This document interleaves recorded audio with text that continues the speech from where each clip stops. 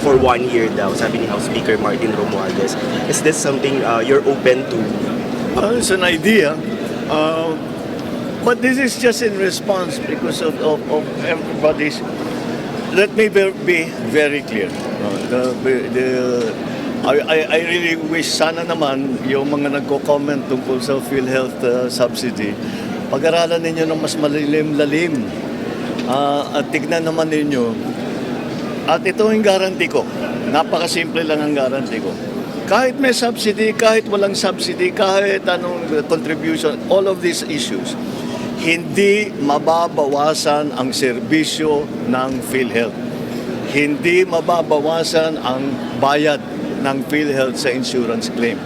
In fact, baliktad, padadamihin pa namin ang serbisyong ibibigay ng PhilHealth, palalakihin pa namin ang pagbayad sa insurance claims. So, I would like to just assure everybody, huwag niyong inaalala na mababawasan ang serbisyo kahit na kanino, para sa senior, para sa mga hirap, para sa middle class. Walang mababawasan kahit isang kusing. Quite the opposite.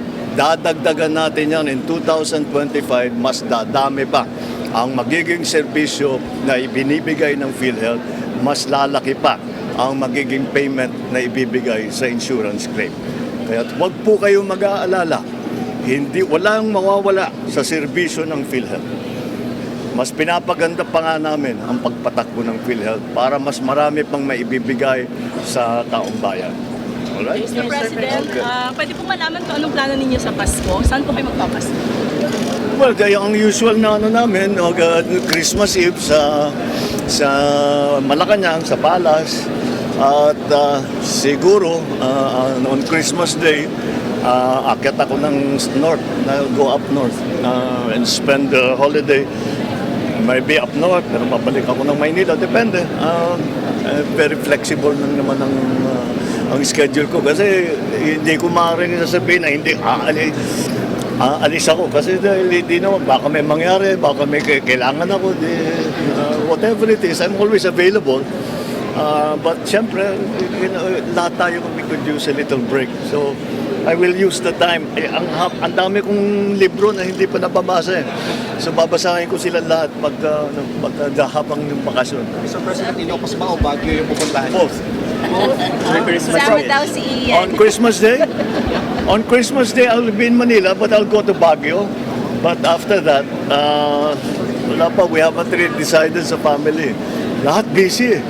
Itong yung mga anak ko, hindi ang hirap ng hilain eh. Marami silang mga pinaplano. But maybe the First Lady and I will spend a little quiet time together. But definitely on Christmas Day, you will be taking your off. I will be Taking your off. On Christmas Day. I will taking my off. Off day break. Break. I don't have off days. No day off. Hindi ako kasama dyan. Hindi kami kasama sa bakasyon, sa holiday, sa weekend. Hindi kami kasama dyan. We're always on call. Sama daw po si Kuya Alvin. Oh.